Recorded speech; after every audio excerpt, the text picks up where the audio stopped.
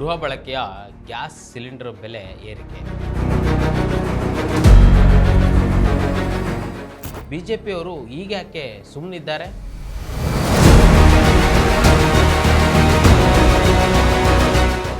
8 PM ಪ್ರಧಾನಿಗಳು ಕಡಿಮೆ ಊಟ ಮಾಡಿ ಅಂತ ಮುಂದೆ ಸಲಹೆ ನೀಡಬಹುದೇನೋ? ನಮಸ್ಕಾರ, ಈ ದಿನಕ್ಕೆ ಸ್ವಾಗತ. ನಾನು ಮನೋಜ್ ಆರ್ ಕಂಬಳಿ. ಗೃಹ ಬಳಕೆಯ 14.2 kg LPG ಸಿಲಿಂಡರ್ ದರವನ್ನು ತಕ್ಷಣದಿಂದ ಜಾರಿಗೆ ಬರುವಂತೆ 29 ರೂಪಾಯಿ ಏರಿಕೆ ಮಾಡಲಾಗಿದೆ. ಕಳೆದ 3 ತಿಂಗಳಲ್ಲಿ ಎರಡನೇ ಬಾರಿಗೆ ಗೃಹ ಬಳಕೆಯ ಅಡುಗೆ ಅನಿಲ ಬೆಲೆ ಏರಿಕೆ ಕಂಡಿದೆ. ಈ ಹೆಚ್ಚಳದಿಂದಾಗಿ ದೆಹಲಿಯಲ್ಲಿ ಗೃಹ ಬಳಕೆಯ LPG ಸಿಲಿಂಡರ್ ದರ 913 ರೂಪಾಯಿಯಿಂದ ಈಗ 942 ರೂಪಾಯಿಗೆ ಹೆಚ್ಚಾದರೆ, ಬೆಂಗಳೂರಿನಲ್ಲಿ 915 ರೂಪಾಯಿಯಿಂದ 944 ರೂಪಾಯಿಗೆ ಏರಿಕೆಯಾಗಿದೆ. ಮಧ್ಯಪ್ರಾಚ್ಯ ಸಂಘರ್ಷದ ಹಿನ್ನೆಲೆಯಲ್ಲಿ ಜಾಗತಿಕ ತೈಲ ಮತ್ತು ಅನಿಲ ಪೂರೈಕೆ ವ್ಯವಸ್ಥೆ ಅಸ್ತವ್ಯಸ್ತಗೊಂಡಿರುವ ನಡುವೆಯೇ ಅನಿಲ ಬೆಲೆಯನ್ನು ಈಗ ಹೆಚ್ಚಿಸಲಾಗಿದೆ. ಈ ಪರಿಷ್ಕರಣೆ ತಕ್ಷಣವೇ ಅಂದರೆ ಜೂನ್ 7ರಿಂದಲೇ ದೇಶದಾದ್ಯಂತ ಜಾರಿಗೆ ಬರಲಿದೆ. ಗ್ಯಾಸ್ ಬೆಲೆ ಹೆಚ್ಚಳದಿಂದ ಸಾಮಾನ್ಯ ಜನರ ಜೀವನ ಮಟ್ಟದ ಮೇಲೆ ದೀರ್ಘಕಾಲೀನ ಪರಿಣಾಮ ಬೀರಲಿದೆ. ಅಮೆರಿಕ, ಇಸ್ರೇಲ್, ಇರಾನ್ ಸಂಘರ್ಷದ ಹಿನ್ನೆಲೆಯಲ್ಲಿ ಜಾಗತಿಕ ಮಟ್ಟದಲ್ಲಿ ಇಂಧನ ಪೂರೈಕೆ ವ್ಯವಸ್ಥೆಗೆ ಧಕ್ಕೆ ಉಂಟಾಗಿತ್ತು. ಯುದ್ಧ ಆರಂಭವಾದ ಮೊದಲ ವಾರದಲ್ಲಿಯೇ LPG ಸಿಲಿಂಡರ್ ದರವನ್ನು 60 ರೂಪಾಯಿ ಹೆಚ್ಚಿಸಲಾಗಿತ್ತು. ಆದರೆ ಈ ಹೆಚ್ಚಳ LPG ದೇಶೀಯ ಮಾರಾಟದಿಂದ ಉಂಟಾಗ್ತಾ ಇರುವ ಒಟ್ಟು ನಷ್ಟದ ಒಂದು ಭಾಗ ಮಾತ್ರವೇ ಆಗಿತ್ತು ಅಂತ ಉದ್ಯಮ ಮೂಲಗಳು ಹೇಳಿವೆ. ಪೆಟ್ರೋಲ್, ಡೀಸೆಲ್ ಬೆಲೆ ಏರಿಕೆ ಕಂಡಿರುವ ಈ ಸಮಯದಲ್ಲಿ ಮನೆ ಬಳಕೆಯ LPG ದರ ಕೂಡ ಹೆಚ್ಚಳವಾಗಿರುವುದು ಮಧ್ಯಮ ಮತ್ತು ಕೆಳಮಧ್ಯಮ ವರ್ಗದ ಜನರ ಬದುಕು ಮೂರಾಬಟ್ಟೆ ಆಗಲಿದೆ. ಮಧ್ಯಪ್ರಾಚ್ಯ ಯುದ್ಧದ ಮೊದಲ ತಿಂಗಳಿನಲ್ಲಿಯೇ ಪೆಟ್ರೋಲ್ ದರವನ್ನು ಲೀಟರ್ಗೆ 7.50 ರೂಪಾಯಿ ಹಾಗೂ CNG ದರವನ್ನು ಕೆಜಿಗೆ 6 ರೂಪಾಯಿಯಷ್ಟು ಹೆಚ್ಚಿಸಲಾಗಿತ್ತು. ಈಗ ಪೆಟ್ರೋಲ್ ಮತ್ತು ಡೀಸೆಲ್ ದರ ಏರಿಕೆಯಾಗಿರೋದನ್ನು ನೋಡಿದರೆ ಭಾರತದ ಜನರ ಮೇಲೆ ದೊಡ್ಡ ಆರ್ಥಿಕ ಹೊರೆ ಬಿದ್ದಂತಾಗಿದೆ. 100% ಶುದ್ಧ ಶ್ರೀಗಂಧ ಎಣ್ಣೆಯಿಂದ ತಯಾರಾಗಿದೆ. ಅಸಲಿ ಉತ್ತಮಿಕೆಯನ್ನು ಹೊಂದಿದೆ.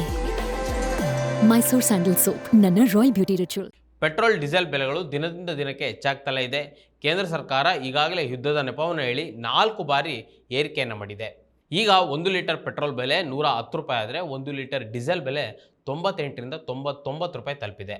ಇದು ಹೀಗೆ ಮುಂದುವರೆದರೆ ಜನಸಾಮಾನ್ಯರ ಬದುಕು ಇನ್ನಷ್ಟು ಕಷ್ಟದ ಪರಿಸ್ಥಿತಿಗೆ ತಲುಪ್ತದೆ. ಪೆಟ್ರೋಲ್, ಡೀಸೆಲ್ ಬೆಲೆ ಏರಿಕೆ ಕುರಿತು ಈ ಹಿಂದೆ ಅನೇಕ ವಿಡಿಯೋಗಳನ್ನು ನಾವು ಮಾಡಿದ್ದೀವಿ. ಕೇಂದ್ರ ಸರ್ಕಾರ ಪೆಟ್ರೋಲ್, ಡೀಸೆಲ್ ಬೆಲೆ ಏರಿಕೆಯ ವಿಚಾರದಲ್ಲಿ ಜನರಿಗೆ ಹೇಗೆ ಮೋಸ ಮಾಡ್ತಿದೆ ಎಂಬುದರ ಕುರಿತು ಕೂಡ ತಿಳಿಸ್ಕೊಡಲಾಗಿದೆ. ಇನ್ನು ಮಧ್ಯಪ್ರಾಚ್ಯದ ಯುದ್ಧದ ಕಾರಣವನ್ನು ಕೊಟ್ಟು ತೈಲ ಬೆಲೆಯನ್ನು ಏರಿಸಲಾಗಿದೆ. ಆದರೆ ಜಾಗತಿಕ ಮಟ್ಟದಲ್ಲಿ ಕಚ್ಚಾ ತೈಲದ ಬೆಲೆ ಕಡಿಮೆ ಇದ್ದರೂ ಭಾರತದಲ್ಲಿ ಪೆಟ್ರೋಲ್, ಡೀಸೆಲ್ ಬೆಲೆ ಕಡಿಮೆ ಮಾಡದೆ ಜನಸಾಮಾನ್ಯರ ಮೇಲೆ ಹಣದುಬ್ಬರದ ದೊಡ್ಡ ಬಾಂಬನ್ನು ಕೇಂದ್ರ ಸರ್ಕಾರ ಸಿಡಿಸ್ತಾ ಇದೆ. ಮೋದಿ ಅವರು ಅಧಿಕಾರಕ್ಕೆ ಬಂದು 12 ವರ್ಷಗಳು ತುಂಬಿವೆ. ಮೋದಿ ಸರ್ಕಾರ ಕೇಂದ್ರದಲ್ಲಿ ಅಧಿಕಾರಕ್ಕೇರಿದಾಗ 410 ರೂಪಾಯಿಯಿಂದ 450 ರೂಪಾಯಿ ಅದೇ 14 kg ಸಿಲಿಂಡರ್ ಅಂದರೆ LPG ಬೆಲೆ ಇತ್ತು. ನಂತರ ಅಂತಾರಾಷ್ಟ್ರೀಯ ಕಚ್ಚಾ ತೈಲ ಮತ್ತು LPG ದರಗಳ ಏರಿಳಿತ, ಸಬ್ಸಿಡಿ ನೀತಿಗಳ ಬದಲಾವಣೆಗಳು ಹಾಗೂ ತೆರಿಗೆ ನೀತಿಗಳ ಪರಿಣಾಮವಾಗಿ LPG ದರದಲ್ಲಿ ಗಮನಾರ್ಹ ಬದಲಾವಣೆ ಕಂಡುಬಂತು. 2020ರಲ್ಲಿ ಕೆಲವು ಅವಧಿಗೆ ಸಿಲಿಂಡರ್ ದರ 600 ರೂಪಾಯಿ ಆಗಿದ್ದರೆ ನಂತರದ ಒಂದೇ ವರ್ಷದಲ್ಲಿ ಅಂದರೆ 2021-22ರ ಅವಧಿಯಲ್ಲಿ ಸುಮಾರು 900 ರೂಪಾಯಿ ಗಡಿ ದಾಟಿತು. 2023ರಲ್ಲಿ ಕೇಂದ್ರ ಸರ್ಕಾರ 200 ರೂಪಾಯಿ ದರ ಇಳಿಸುವ ಘೋಷಣೆ ಮಾಡಿತು. ನಂತರ ಕೆಲವು ತಿಂಗಳು ದರ ಸ್ಥಿರವಾಗಿದ್ದರೂ 2026ರಲ್ಲಿ ಮತ್ತೆ 2 ಬಾರಿ ಏರಿಕೆ ಮಾಡಲಾಗಿದೆ. ಮಾರ್ಚ್ 2026 ಅಂದರೆ ಇದೇ ವರ್ಷ 60 ರೂಪಾಯಿ ಮತ್ತು ಇದೇ ವರ್ಷ ಜೂನ್ನಲ್ಲಿ ಈಗ 29 ರೂಪಾಯಿ ಹೆಚ್ಚಳ ಮಾಡಲಾಗಿದೆ. ಗೃಹ ಬಳಕೆಯ LPG ಮೇಲಿನ ಬೆಲೆ ಏರಿಸಿರುವ ಕುರಿತು ಅನೇಕರು ಕೇಂದ್ರ ಸರ್ಕಾರವನ್ನು ಟೀಕೆ ಮಾಡ್ತಾ ಇದ್ದಾರೆ. AICC ಅಧ್ಯಕ್ಷ ಹಾಗೂ ಕಾಂಗ್ರೆಸ್ನ ಹಿರಿಯ ನಾಯಕ ಮಲ್ಲಿಕಾರ್ಜುನ್ ಖರ್ಗೆ ಅವರು ಇದಕ್ಕೆ ಪ್ರತಿಕ್ರಿಯೆಯನ್ನು ನೀಡಿ, ಏರುಗತಿಯಾಗ್ತಾ ಇರುವ ದೇಶೀಯ LPG ಬೆಲೆಯ ಜ್ವಾಲೆಯು ಜನಸಾಮಾನ್ಯರ ಅಡುಗೆ ಮನೆಯನ್ನು ಸುಟ್ಟು ಕರಕಲ್ ಮಾಡಿದೆ.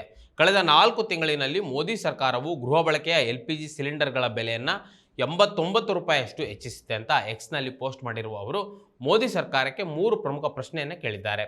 ಮೊದಲನೇದಾಗಿ, ಸಂಸತ್ತಿನಲ್ಲಿ ಪಶ್ಚಿಮ ಏಷ್ಯಾ ಯುದ್ಧದಿಂದಾಗಿ 41 ದೇಶಗಳಿಂದ ಇಂಧನ ಪೂರೈಸುವ ಬಗ್ಗೆ ಪ್ರಧಾನಿ ನರೇಂದ್ರ ಮೋದಿ ಸಮರ್ಥನೆಯನ್ನು ನೀಡಿದರು.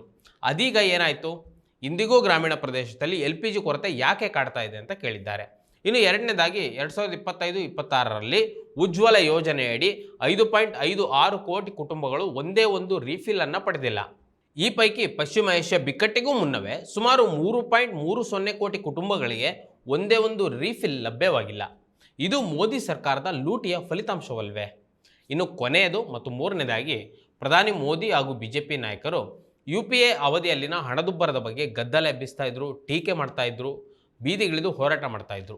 ಈಗ ಮೋದಿ ಸರ್ಕಾರ ಕಳೆದ 12 ವರ್ಷಗಳಲ್ಲಿ ದೇಶೀಯ LPG ಅಂದರೆ ಗೃಹ ಬಳಕೆಯ ಗ್ಯಾಸ್ ಮೇಲೆ 530 ರೂಪಾಯಿ ಹೆಚ್ಚಿಸಿರುವುದು ನಿಜ ಅಲ್ವಾ? ಹೀಗಿರುವಾಗ BJP ನಾಯಕರು ಈಗ ಯಾಕೆ ಸಿಲಿಂಡರ್ನ ಹಿಡಿದುಕೊಂಡು ಬೀದಿಗಿಳಿತಿಲ್ಲ ಅಂತ ಪ್ರಶ್ನೆ ಮಾಡಿದ್ದಾರೆ.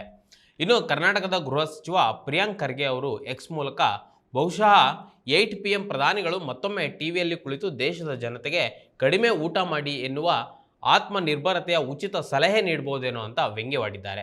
ಮುಂದುವರೆದು ವಾಣಿಜ್ಯ ಬಳಕೆಯ ಸಿಲಿಂಡರ್ ಬೆಲೆ ದಾಖಲೆ ಮಟ್ಟದಲ್ಲಿ ಏರಿಕೆಯಾದ ಬೆನ್ನಲ್ಲೇ ಗೃಹ ಬಳಕೆಯ ಸಿಲಿಂಡರ್ ಬೆಲೆ 3 ತಿಂಗಳ ಅವಧಿಯಲ್ಲಿ 2ನೇ ಬಾರಿ ಅಂದರೆ 29 ರೂಪಾಯಿ ಏರಿಕೆಯಾಗಿದೆ.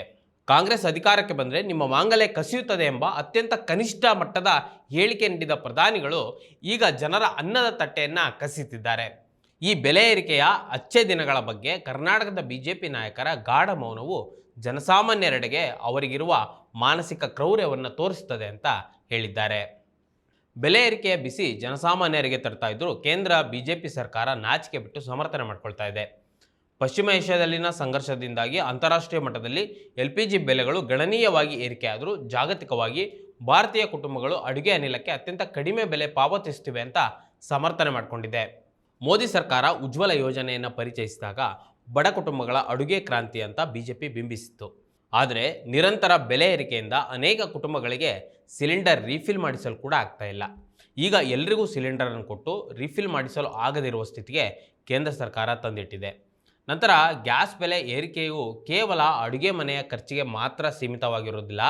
ಹೋಟೆಲ್, ಬೇಕರಿ, ಸಣ್ಣ ಆಹಾರ ಉದ್ಯಮಗಳ ವೆಚ್ಚವನ್ನು ಹೆಚ್ಚಿಸಿ ಅಂತಿಮವಾಗಿ ಆಹಾರ ಪದಾರ್ಥಗಳ ಬೆಲೆ ಏರಿಕೆಗೆ ಕಾರಣವಾಗ್ತದೆ.